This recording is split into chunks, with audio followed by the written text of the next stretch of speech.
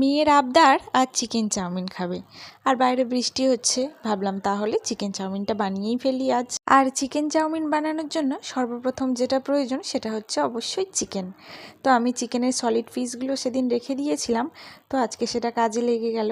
তো চিকেনের সলিড পিসগুলো না ভালো করে পরিষ্কার করে ধুয়ে নিয়েছি, নেওয়ার পর একদম টুকরো টুকরো করে কেটে নিয়েছি। আর তারপরে যেমন পকোড়া করে না, সেইভাবেই আমি কিন্তু সব কিছু ম্যারিনেট করছি। নুন, হলুদ, একটু গোলমরিচ গুঁড়ো, একটু গরম মশলা, কর্নফ্লাওয়ার আর একটা ডিম অবশ্যই দিতে হবে। তো ওটা না ম্যারিনেট করে কিছুক্ষণ রেখে দিয়েছিলাম। আর এদিকে আমি চাউমিনটা জলে সেদ্ধ করতে দিয়ে দিচ্ছি। আমরা না ময়দার চাউমিন খাই না, আটার চাউমিনই খাই। তো আটার চাউমিনটা কিন্তু শরীরের পক্ষে ভালো। আর আশেপাশের দোকানে তোমরা কিন্তু আটার চাউমিন বললে পেয়ে যাবে। আর আলাদা কোনো ডিফারেন্স হয় না, কিন্তু খেতে একই রকমই হয়।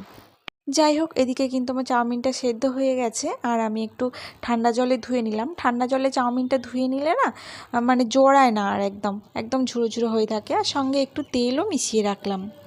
আর এদিকে চলে এসেছি কিন্তু আমি চিকেনটা ভেজে নিতে। আর আমরা না রাইস ব্র্যান্ড তেল ইউজ করি। রাইস ব্র্যান্ড তেলটা দেখতে লাগে পুরো মোবিলের মতো।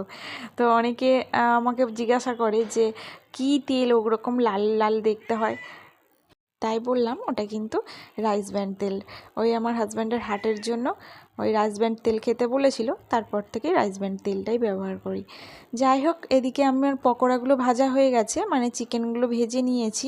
আর তারপর এদিকে চলে এসেছি চাউমিনটা বানিয়ে নিতে। যেমনভাবে চাউমিন বানায় তেমনভাবেই বানাচ্ছি। দুটো পেঁয়াজ দিয়েছি মাঝারি সাইজের, আর দুটো কাঁচা লঙ্কা কুচি করে দিয়েছি। আর তারপর তার উপরে কিন্তু চাউমিনগুলো দিয়ে দিলাম। আর একে একে নুন, হলুদ, সয়া সস এইগুলোই দিয়ে নেব। আগে একবার চিকেন চাউমিন বানিয়েছিলাম, তখন না চিকেনটাকে এমনি ছোট ছোট যেমন পিস করে তেমন পিস করে কষিয়ে নিয়েছিলাম, কিন্তু দেখছিলাম খুব একটা ভালো খেতে হয়নি।